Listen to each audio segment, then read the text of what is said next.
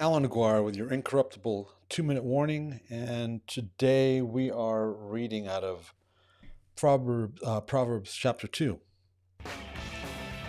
My son, if you will receive my words, if you will receive my words and store my commands inside you, paying attention to wisdom, inclining your mind toward understanding. Yes, if you will call for insight and raise your voice for discernment. If you seek it as you would silver and search for it as for hidden treasure, then you will understand the fear of Adonai and find knowledge of God. The fear of God is the beginning of wisdom.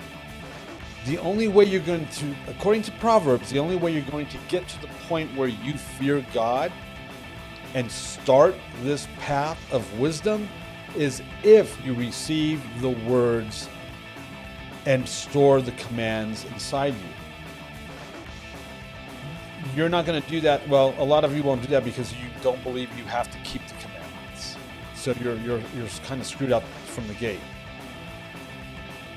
Along with that, so you have to store God's commandments inside of you. And when you store God's commandments inside of you, his Torah, then you'll do them. Along with that, paying attention to wisdom and inclining your mind toward understanding is part of that. See, paying attention to wisdom and inclining your mind toward understanding will actually open up what needs to open up inside of you in order for the Holy Spirit to bring this revelation that you need to keep God's commandments, his Torah. See, it's a cyclical concept. And as a linear thinking I'll just call it a linear thinking Gentile, you're straining on this now. We'll be back tomorrow.